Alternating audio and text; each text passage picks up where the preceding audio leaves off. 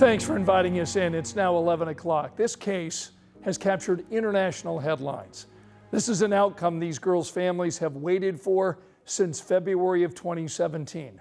Richard Allen guilty today on all 4 counts. We have covered this story for you since the beginning. And we begin tonight with our Bob Siegel and Emily Longnecker. They've been inside the courtroom for all of these proceedings, bringing firsthand accounts of the biggest developments. The jury was in and out of the courtroom very quickly today. Only 3 minutes were jurors actually in the courtroom. They passed their verdict form to Judge Gall, and she read the results. Guilty on all 4 counts against Richard Allen in the murders of Abby and Libby.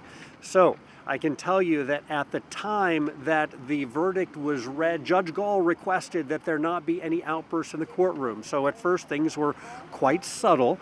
Richard Allen had very little reaction, very little emotion. At one point he turned back to look at his wife and mother and said, "Are you okay?" To my left, we saw the families of Abby and Libby clutching one another, hugging, again, very quietly, seeming to really savor the verdict that came back from the jury. And then as the judge and the jury left the courtroom, then we saw much more emotion. At one point, one of the investigators from Indiana State Police actually went up to prosecutor Nick McLeland and gave him a hug and a kiss. So there was certainly more emotion at that point, and some of that emotion than we saw outside the courthouse as well. I mean, when the verdict was read, when we got news of the verdict, people outside cheering, holding up signs, justice for Abby and Libby, and then we saw family members coming out and embracing. And about an hour after the verdict was read, Becky Patty posted this little picture here of Libby when she's a little girl, and she's wearing a superhero's cape. And we've heard time and time again that police call Libby and Abby both heroes. Libby especially for rolling on that video of Bridge Guy, had the presence of mind, had the instinct to roll on that man as he was following Abby, and law enforcement has credited her for helping in this investigation, helping solve her own murder. We know that she often said when she wanted to grow up, she wanted to help police solve crimes. They have said that she did that, and she took Abby along with her. So not everyone happy. Kathy Allen coming out of the courthouse today and saying that this is not over at all, and we know that it is certainly not, right? Richard Allen is going to be sentenced on December 20th, but after that, we expect an appeal. Yes, we do expect an appeal, and that appeal can be filed within 30 days after sentencing takes place.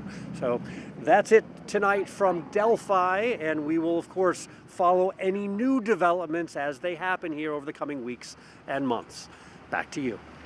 All right, Bob and Emily, thanks so much. So now that Richard Allen has been found guilty on these murder charges, what's next in this case? Chase Howell joins me in studio tonight after talking with our legal expert. Chase? Yeah, Scott, as you just heard from Bob and Emily, Allen is expected to be sentenced on December 20th. And then after that is when we could see his lawyers appeal his case. While family of Abby Williams and Libby German left the courthouse to go home, Richard Allen left in handcuffs to go back to his jail cell. This comes after jurors delivered a guilty verdict on all 4 murder charges in the deaths of those 2 little girls. And now, 13 News' Katie Jackson-Lindsay says the courts are working to determine how much time Allen will spend in prison ahead of his December 20th sentencing. The probation department goes out and starts gathering information that they will use to put into the format of a report that the judge can use to consider the appropriate sentence. So that means they will interview Richard Allen, they will interview the victims of the family members of the victims, they will go and review Richard Allen's criminal history if he has any, his background in terms of his family background, his educational background, if he has any prior drug use, and all of those things. And they'll put together a report that will also include an assessment of Richard Allen's likelihood to reoffend. After he's sentenced, Jackson-Lindsay says Allen has 30 days to appeal the verdict and his sentence. Jackson-Lindsay says it's basically his lawyer saying to the higher court that the lower court made mistakes before and during Allen's trial. She believes the defense will outline a couple key points, one of them being that the judge ruled the defense couldn't introduce alternative suspects in the case, and 2, that there wasn't enough evidence to convict Allen. At that point, the clock starts ticking for the trial court, the clerk of the trial court, specifically the court reporter, to prepare transcripts from the trial. So every single piece of evidence that we have heard, every single moment of testimony that we have heard will be reduced to a transcript. And all of those exhibits will be attached to that as well. After the defense files their reasons to appeal, the state will have an opportunity to respond. And if the higher court sides with the defense, there will be a new trial. Reporting, Chase Howell, 13 News. Abby and Libby's families have seen this huge outpouring of support from their community since the girls disappeared. We've seen these blue and purple ribbons all around Delphi, representing Abby and Libby's favorite colors. They've helped build a park honoring the girls in their hometown. And today they were at the courthouse to hear this verdict as residents express hope that Delphi can enter a new chapter. I wish you guys all could have got to know them personally, the families, because they're so eachly unique, but so very kind, so very giving. There was a period in time when Becky was going through cancer, and many people did not know that. During that investigation, the 2-week period after the 2019 press conference, they asked the family and the communities not to talk about it, and that's during the time she was going through that. So that tells you the strength of this community and what they did for them.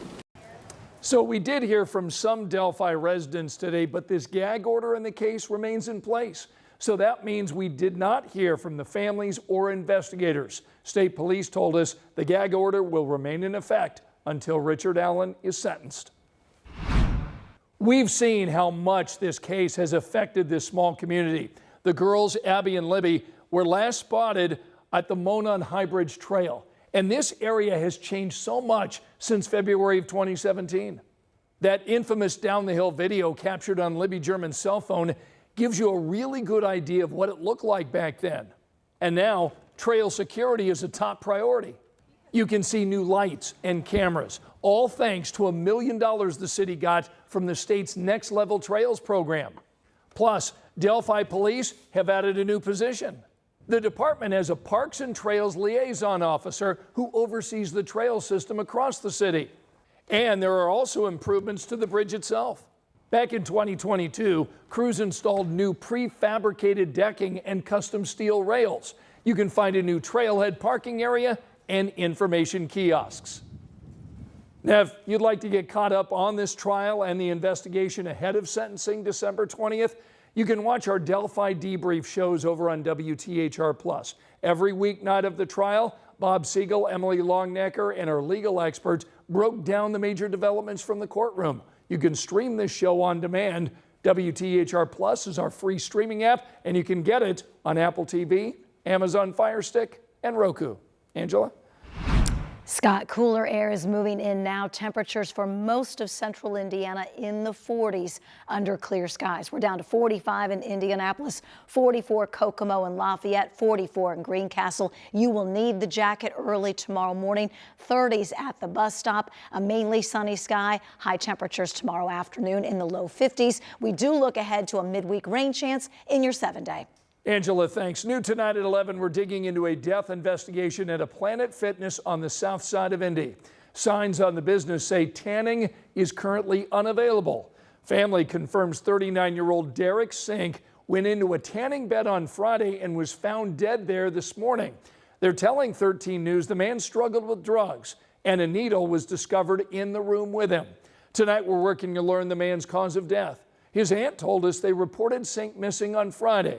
She says he was wearing an ankle monitor that helped investigators determine he never left Planet Fitness. So we talked with a woman who was in the gym this morning before law enforcement arrived. She told us she and other members noticed a foul smell in the building.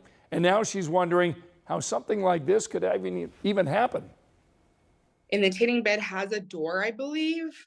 But still, like, why are we not concerned that the door has been closed for 3 days in a row, potentially?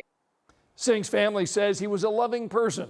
We reached out to IMPD and Planet Fitness today. Police would only confirm they were investigating a death at that location. They did not elaborate on the circumstances. A spokesperson for Planet Fitness told us They're now looking into what happened with the local franchise owner.